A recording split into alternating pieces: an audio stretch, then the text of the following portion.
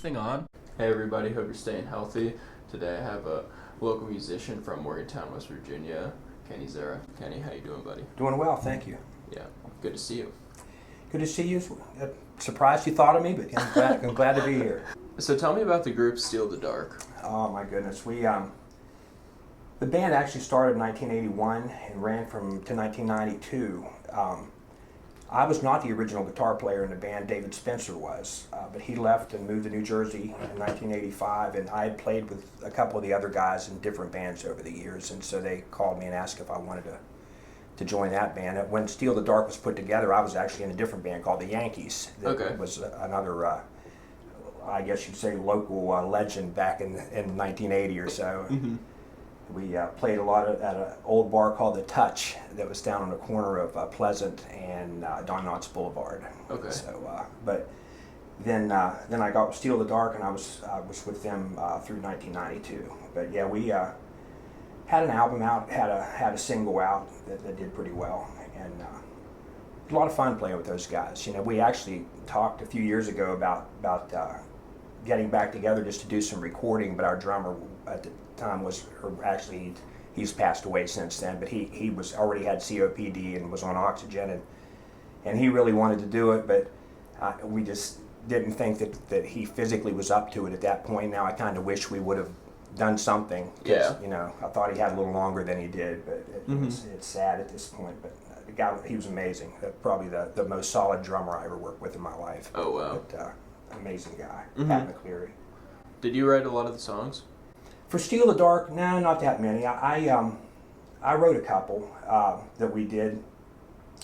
Mike Hutzel, the bass player, wrote some. Dave Spencer, the previous guitar player, wrote some. And then we did some that were written by a guy named Rick Shields out of Nashville that was submitting songs to Mike Hutzel because they knew each other from way back. So. Okay. But most of the stuff I've written, I've just done on my own. So how did the song West by God, Virginia come to be? Oh my, I was doing, at the same time I was, actually I wrote that song 3 years before I got in Steal the Dark. Mm-hmm. I was doing a solo act and playing up in Canaan Valley, and of course I would drive up there, you know, about 2 hours and whatever, and then drive back, and it would be 2 o'clock in the morning, 3 o'clock in the morning.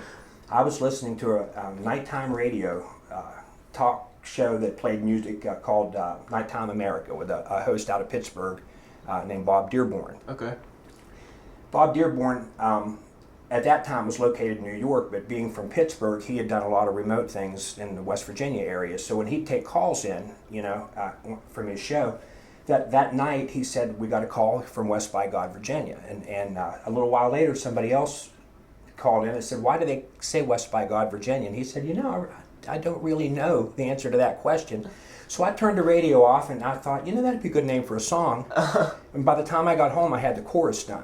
And you know, just basically in my head, it's not like I had an instrument while I was driving or anything, but the next morning I got up, and within like 10 minutes it was done. I mean, it was just one of those songs that come quickly and seem to write themselves. Mm-hmm. You know? And so yeah, I recorded it myself and put a version out for Mountaineer Week of 1982, and never was happy with the version because I tried to make it sound more country than it really was, you know, and just because it seemed like it should, and listening back to that now, I'm like, oh my God, that's terrible.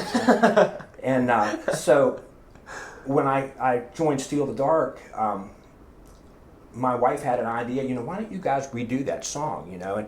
And one of the things that I had hated about the first version of that song is the intro and the outro of the more popular version of the song wasn't in the first version. And it took maybe a minute and a half to get to the first chorus where you even know that the song's about West Virginia. Yeah. So I wanted something to get a West Virginian's attention quickly, so I thought, why don't we take the Montaineers Semper Liberi, you know, the state motto, Yeah. since Mountaineers are always free, and use that as an intro. And so I was trying to think of a way to do it, and the bass player in Steal the Dark, Mike Hutzel, came up with a melody. Like I said, why don't you guys think about it too? And the next day he said, Kenny, I don't know if this is anything, but how about Mountaineers are always free, Mountaineers are always free. And I thought, Well, that's nice. It's simple. So I came up with the idea of doing it in a cappella in 3-part harmony, and then just immediately going into the first verse out of that. Yeah. And we liked it so well that we ended up going back to that part at the end of the song, and we ended up fading out on the same thing. So it worked out a lot better. It got a lot, and we made the playlists on pretty much every state radio station and some in the surrounding. Actually, I got a call from a magazine called The Gavin Report, which is similar to like Billboard. It followed the music charts for different types of music. They called me at home and said, we had to talk to you about this. This song has hit more playlists in a faster time than anything since Ray Stevens put out the song "The Streak" back in the 1970s, which is probably before your time. But that was a pretty crazy song. It was like a novelty type song, but yeah, it was fun. I sold thousands of those things, but yeah, it just kind of was one of those songs that wrote itself. Some songs you labor over and some come quickly, and it seems like the ones that come quickly seem to be better songs. Yeah. Was it special to perform that in front of West Virginians? Oh yeah. We played when we opened for Crystal Gale at the old Mon County Fair when it was still in Westover. We opened with that song, and her manager actually came up to us at the end of the night and gave us his card, and he wanted us to call. And we kind of thought about pushing the band more to a country rock kind of thing, but we just never did. But yeah, it was more of a thrill to hear it on the radio. I just love driving along and hearing myself on the radio. It's just there's no greater feeling than that. That's kind of a lost thing now, is because not as many people listen to the radio. Yeah. I guess. Yeah, it is. It's a different era. When we were playing, there was no internet there. And which is why I've come back into music all these years later. It's just pretty much to take advantage. Yeah. The thing is, I did it for a living for 27 years, and I opened for some. I opened for Ray Charles. I opened for Ronnie Millsap. I opened for Crystal Gale. Leon Redbone of all people. He's kind of a strange character. Was. Jerry Reed and Rodney. I said Rodney Crowell. There's plus we were doing opening acts for Donnie Iris and some on the rock side too. Yeah. But you go to Google yourself, and because all that stuff had happened before internet, there's nothing there. It looks like, that I did all these cool things, and nobody but me is ever going to know about it. So I decided, I better, update everything and get all these originals back out there. So I started posting songs on YouTube, and I've got probably, 40 or 50 that are like ready to go, all different genres of music, because I tend to be all over the place when I write, just whatever comes out.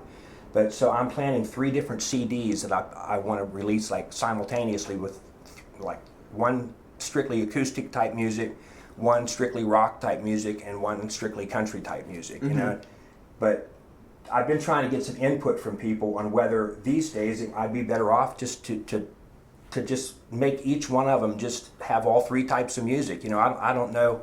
People don't really listen to whole albums anymore. They listen to singles. Yeah, so I didn't know if it really mattered if all the songs were the same on each CD, but I'm still debating that. Yeah.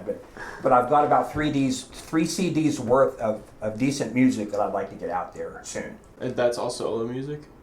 Pardon me? That's all solo music? Yes. Okay. So well, there's a few of them that I had like a couple of the guys from Steal the Dark come in and play on. Amazing guitar player named Billy Marsh, who's down in Florida now. He's actually an aerospace engineer for NASA, but he's one of the best guitarists I've ever heard, and he happened to be back in the area. He's from Morgantown, and we went into the studio and cut the music to 3 or 4 of my originals just all in one day, and then went back and I put the vocals and stuff in later. And believe it or not, I just got those done about maybe a year ago, but I put them on YouTube, but I haven't released them in CD form or anything yet. Yeah. So. Do you like to create alone? I don't know that I've only ever been in a situation once or twice where I even had anybody around to create with. Yeah. Most of my time writing, I'm either sitting there with a guitar where I'll come up with a guitar riff or something that I build a song around. But more often than not, and what I've come to do later on, I've learned that writing on an instrument, you're pretty much limiting yourself to your expertise on that instrument. You tend to fall back into the same chord patterns and fall back into the same, things you do. And what I started doing, I noticed driving a lot. When you're driving to a gig, and once you're on the road for about a half an hour, if you don't have any music going, your mind starts making music for you. First you'll start hearing rhythms, and you'll be tapping on the steering wheel, and tapping on the brake, whatever. And next thing you know, you got little lines flowing through your head. And so I would keep a little recorder with me, and I would keep a notebook with me. And as lines would come to me, I would just write them down. So I would have whole songs done before I ever picked up an instrument, where I had the lyric and melody. And then I would just pick up the instrument and find what I wanted to accompany it with, And so I would find that I was going places I didn't normally go as far as chord progressions, because I wasn't limited to the instrument. I was just, whatever my head came up with, I just kind of followed that. And so that opened up a whole different way of writing, And so now I tend to listen for interesting phrases. Like if somebody will say something to me and I think that's a really cool line, or I love the way that flows or something, I'll write it down, and I'll keep a little notebook going with me all the time of song ideas where, you can build whole songs out of just one thing somebody says, or one thing you hear on a TV show, or one thing, it's some of my best songs have come about that way, where I'll just start with what I call a hook. Just a really cool sounding phrase that you want to keep coming back to in the song, and then build the song around that phrase. And I learned a lot of these techniques going to writers' retreats, they call them. I was a member for years of Nashville Songwriters Association International. Okay. And you actually had to audition. You'd send tapes of originals you'd written into this, and if they felt that you showed potential, they invited you to these retreats, so you actually had to be invited.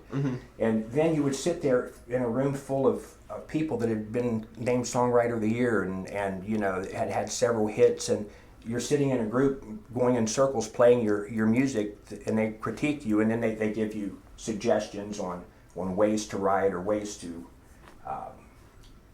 to combat writer's block when you have it, or whatever, and that really helped me a lot. So whenever you're in the car, are you like thinking of how you're going to write the sheet music, or is it all like by ear type It's all stuff? by ear. Okay. I don't have a clue when it comes to that. I never had a lesson in my life, but everybody in my family plays guitar. Okay. I got 3 older brothers that all played. My mother and father played. My grandmother on my father's side played. My grandmother on my mother's side played. And it was just one of those things that we learned to do along with everything else, Yeah. Like here's a read, baseball, right? here's a glove, here's a guitar.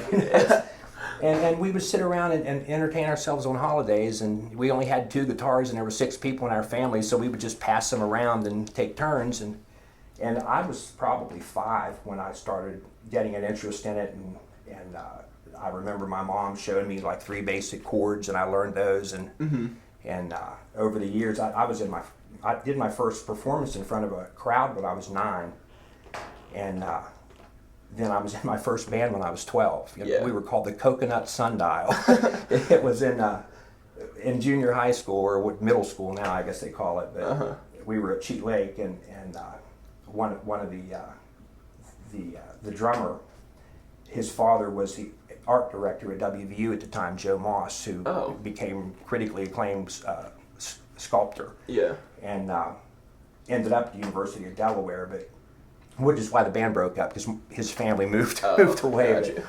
But yeah, we were doing a whole bunch of Beatles songs, and we were doing stuff like "Why Don't We Do It in the Road" at the 7th grade dance. Yeah. But it was a lot of fun. But yeah, it really. I like I said, I don't remember learning. I don't know how to read music. I did take piano lessons, I don't know, 20 years ago, just for a short time, just to get an idea when I see sheet music, to actually be able to decipher it. But that's about the extent of my musical knowledge. I don't really know what I'm doing. I just know when I hear something how to